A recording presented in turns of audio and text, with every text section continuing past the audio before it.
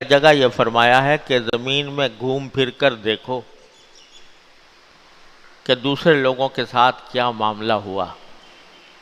دوسری قوموں کے ساتھ کیا معاملہ ہوا۔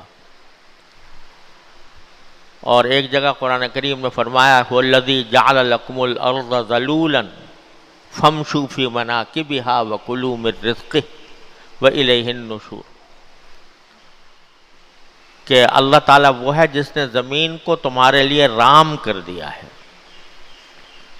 رام کرنے کے کیا معنی کہ تم جہاں چاہو جا سکتے ہو۔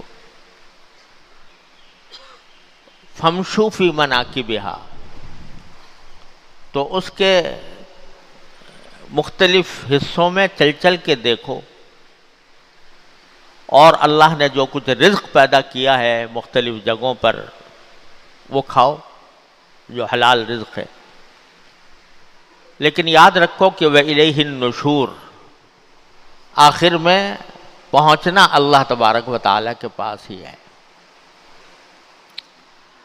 اور فرمایا کہ سیروا فی الارض فانظروا کیف کان عاقبۃ الذین من قبلکم، زمین کے اندر چلو پھرو اور یہ دیکھو کہ تم سے پہلے جو لوگ گزرے ہیں ان کا کیا انجام ہوا، کس طرح ان کے ساتھ واقعات پیش آئے۔ تو سفر بھی بعض اوقات کیا اگر دیکھنے والی آنکھ ہو اور عبرت لینے والا دل ہو تو ہر سفر کے اندر انسان کے لیے کچھ عبرتوں کا سامان ہوتا ہے۔ تو اس خاص سفر جس کا میں ذکر کرنا چاہتا ہوں وہ بھی ایسا ہی ہے کہ ہم لوگوں کے لیے بہت عظیم عبرت اور موعظت کا سامان رکھتا ہے۔ اور جب سے میں نے وہ حالات دیکھے ہیں اور وہاں کے لوگوں سے ملاقاتیں ہوئی ہیں تو دل پر ایک گہرا اثر قائم ہے، وہ یہ کہ آج اللہ تبارک و تعالیٰ نے اپنے فضل و کرم سے ہمیں ایسا بنایا کہ ایسے گھرانے میں پیدا ہوئے جو شروع سے مسلمان تھا، اور بیٹھے بٹھائے ایمان کی دولت ہمیں نصیب ہو گئی۔ ماں باپ نے الحمدللہ مسلمان ہونے کی حیثیت میں ہماری پرورش کی، ایمان بچپن سے ہماری گھٹی میں ڈالا گیا، اور بیٹھے بٹھائے ایمان کی دولت ہمیں اللہ تعالیٰ نے عطا فرما دی۔ اور عطا فرمانے کے بعد ہم پر کوئی بڑی آزمائش اس ایمان کی وجہ سے نہیں آئی، ایمان کی وجہ سے کوئی آزمائش نہیں آئی۔ ہمارے ساتھ یہ نہیں ہوا کہ ہم پر کوئی تلوار لے کر کھڑا ہو گیا ہو کہ تم ایمان سے توبہ کرو، ایمان کو ختم کرو ورنہ ہم تمہیں جان سے مار ڈالیں گے۔